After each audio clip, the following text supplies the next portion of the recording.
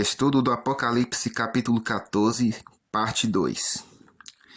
Seguiu-se outro anjo, segundo, dizendo: Caiu a grande Babilônia, que tem dado a beber a todas as nações do vinho da fúria da sua prostituição. A Babilônia mística. A palavra Babilônia ou Babel quer dizer confusão. Ela teve sua origem com a cidade e a torre que o povo tentou construir na terra de Sinar, depois do dilúvio. Foi lá que as línguas do mundo foram confundidas. É um símbolo adequado para as igrejas populares e seculares, com suas centenas de diferentes seitas e doutrinas contraditórias. Mãe das meretrizes. Apocalipse 12 fala sobre a mãe verdadeira, a igreja pura. Babilônia também é uma mãe. Ela é chamada de a mãe das meretrizes. Para ser a mãe das meretrizes, ela deve ter filhas que são meretrizes. No credo do Papa Pio IV, lemos o seguinte: reconheço a Santa Igreja Católica Apostólica Romana como a mãe e soberana de todas as igrejas. Um poder perseguidor. Ela estava embriagada com o sangue dos santos e com o sangue das testemunhas de Jesus. Apocalipse 12, versículo 6. Trata-se do mesmo poder do pequeno chifre de Daniel 7,25 e Apocalipse capítulo 13. Doutrinas da antiga Babilônia. A religião da Igreja de Roma é um reavivamento da religião da antiga Babilônia. Uma comparação cuidadosa do ritual da antiga e da moderna Babilônia mostra que uma é cópia da outra, e é fácil estabelecer a conexão histórica através do paganismo da Roma política. Ela reclama um sacerdócio com poderes e privilégios excepcionais, exatamente como fazia a antiga Babilônia. Através do dogma da Imaculada Conceição da Virgem Maria, ela nega que Deus em Cristo tenha habitado na mesma carne que o ser humano caído, exatamente como fazia a antiga Babilônia. Daniel 2, versículo 11. Ela reclama jurisdição espiritual universal e exige submissão sob pena de sofrer dores e castigos, exatamente como fazia a antiga Babilônia. Daniel capítulo 3. Ela repudia a verdade básica evangélica da justificação pela fé e orgulha-se de suas obras, exatamente como fazia a antiga Babilônia. Todas as nações embebedaram-se com o seu vinho. A Babilônia mística tem um cálice de ouro na mão. Apocalipse 17, versículo 4. A antiga Babilônia foi comparada a um copo de ouro. Jeremias 51, versículo 7. Em 1825, por ocasião do jubileu, o Papa Leão XII cunhou uma medalha, onde de um lado estava a sua própria imagem e do outro a imagem da Igreja de Roma, simbolizada por uma mulher segurando uma cruz em sua mão esquerda e um cálice na direita. Uma inscrição em volta dela dizia: Sedete super universum, que quer dizer o universo inteiro é o seu trono. Multidões têm bebido o vinho de suas falsas doutrinas. Quando as professas igrejas protestantes repudiaram o princípio fundamental do protestantismo, colocando de lado a autoridade da Bíblia e aceitando a tradição, a especulação e as leis feitas por homens, elas adotaram os princípios da Babilônia moderna e podem ser consideradas como filhas de Babilônia, escolhendo deliberadamente beber do seu cálice.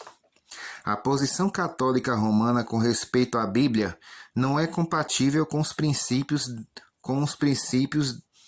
da Bíblia somente, ou sola escritura, da Reforma Protestante.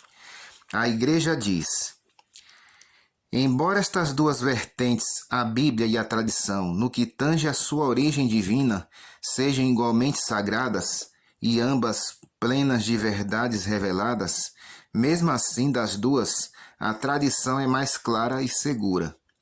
Isso contradiz a Bíblia, que nos alerta contra a tradição.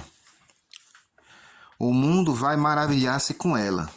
o mundo fica extasiado e maravilhado com um surpreendente reavivamento do seu poder. Isso tem sido especialmente verdade desde que a independente soberania da Cidade do Vaticano foi reconhecida pela Itália em 1929. O Papa disse o seguinte: este momento tão importante, tão histórico, que se coloca entre o passado e o futuro, fecha o passado e abre o futuro. Versos 9 até o 11. Seguiu-se a estes outro anjo, o terceiro, dizendo em grande voz: se alguém adora a besta e a sua imagem, e recebe a sua marca na fronte ou sobre a mão, também este beberá do vinho da cólera de Deus, preparado sem mistura, do cálice da sua ira, e será atormentado com fogo e enxofre, diante dos santos anjos e na presença do Cordeiro. A fumaça do seu tormento sobe pelos séculos dos séculos e não tem descanso. E não tem descanso algum, nem de dia nem de noite, os adoradores da besta e da sua imagem, e quem quer que receba a marca do seu nome. O aviso do terceiro anjo é dado em alta voz, e há 4 coisas que devem ser consideradas. Primeiro, ele alerta contra a adoração da besta. O primeiro anjo convida para adorar aquele que fez o céu e a terra. O terceiro anjo alerta contra a adoração da besta. Deve haver e há uma diferença essencial. Se aceitamos os ensinos e mandamentos da besta, em vez da palavra e da lei de Deus, estamos adorando a besta. Segundo ponto, ele alerta contra a adoração da imagem da besta. Se cedermos à pressão do protestantismo apostatado, ao este dar a mão ao poder civil para impor a marca da besta, não podemos ser considerados como verdadeiros adoradores do Criador. Terceiro ponto, ele alerta contra receber o sinal da besta. Nas derradeiras horas da crise, a marca papal da guarda do domingo será imposta pela lei civil. O alerta de Deus é proferido contra essa marca. Ao Deus chamar as pessoas para adorar o Criador, a questão do sábado ou do domingo será claramente delineada. Quarto ponto. Ele alerta acerca da ira de Deus sobre aqueles que não ouvirem o seu aviso. Todos temos que escolher entre a ira do homem e a ira de Deus. É entre a obediência ao homem e a obediência a Deus que a decisão precisa ser feita. O sinal. No capítulo 7, estabelecemos que o selo ou a marca de Deus é o 4º mandamento. A observância do domingo pelos protestantes é uma honra prestada, a despeito deles mesmos, à autoridade da Igreja Católica. A Bíblia diz: lembra-te do dia de sábado para o santificar. A Igreja Católica diz: não, pelo meu poder divino, eu revogo o dia de sábado e ordeno que santifiquem o primeiro dia da semana, ou seja, o domingo. E aí está, todo mundo civilizado curva-se em reverente obediência à ordem da Santa Igreja Católica, ao invés de se curvar diante da Bíblia, né? Verso 11. A fumaça do seu tormento sobe pelos séculos dos séculos, e não tem descanso algum, nem de dia nem de noite, os adoradores da besta e da sua imagem, e quem quer que receba a marca do seu nome. A palavra aion, aqui traduzida como pelos séculos dos séculos, é assim definida por Arbot Smith, num livro chamado Manual Léxico Grego do Novo Testamento, dizendo o seguinte: um espaço de tempo como uma vida inteira, geração, período da história e período indefinidamente longo. Versículo 12. Aqui está a perseverança dos santos, os que guardam os mandamentos de Deus e a fé em Jesus. A fé em Jesus. Primeiro, a fé em Jesus levará à aceitação sincera das coisas que Jesus ensinou. Professar, crer em Jesus e rejeitar os seus ensinos é uma triste contradição de ideias. Segundo, fé em Jesus implica aceitar a Bíblia inteira como autoridade inspirada em questões de doutrina e como a norma de conduta cristã.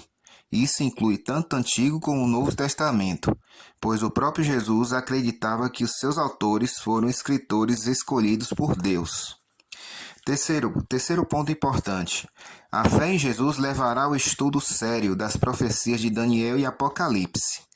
O povo remanescente de Deus, ao contrário da maioria dos professos cristãos de hoje, não negligenciará nem menosprezará a Bíblia, como se tratasse de um livro selado que não pode ser entendido. O anjo disse que para João de maneira específica: não seles as palavras da profecia deste livro. Apocalipse 22, versículo 10. Quarto ponto importante. A fé em Jesus leva à confiança em sua promessa de voltar à terra uma segunda vez, de maneira pessoal e visível. Voltarei e vos receberei para mim mesmo, prometeu Jesus aos seus discípulos, para que onde eu estou, estejais vós também. João 14, versículo 3. Guardam os mandamentos de Deus. Muitas vezes a Bíblia identifica o verdadeiro povo de Deus como que guarda os seus mandamentos. Apocalipse 12, 17, capítulo 14, versículo 12, Isaías 8, verso 20, João 14, verso 15, 1 João 2, versículos 3 e 4. A luz de Deus hoje brilha para nós. O fato de que alguns dos nossos antepassados não tiveram a mesma luz que temos hoje não quer dizer que temos que rejeitar a luz. Como escreveu o bispo Ken, o erro antigo é pior dos erros. A continuidade pode provocar uma maldição. Se a idade escura turvou o olhar dos nossos pais, devem então seus filhos cerrar os olhos por causa da luz. Versículo 13. Então ouvi uma voz do céu dizendo: escreve, bem-aventurados os mortos que desde agora morrem no Senhor. Sim, diz o Espírito, para que descanse das suas fadigas, pois as suas obras os acompanham. Por que os que morrem neste ponto recebem uma bênção especial? Obviamente, eles são poupados de algumas das tribulações que vêm pela frente. Eles descansam de suas fadigas. Versículos 14 até o versículo 20. Olhei e eis uma nuvem branca, e sentado sobre a nuvem, um semelhante a filho de homem, tendo na cabeça uma coroa de ouro e na mão uma foice afiada. Outro anjo saiu do santuário gritando com grande voz para aquele que se achava sentado sobre a nuvem: toma a tua foice e ceifa, pois chegou a hora de ceifar, visto que a seara da terra já amadurece.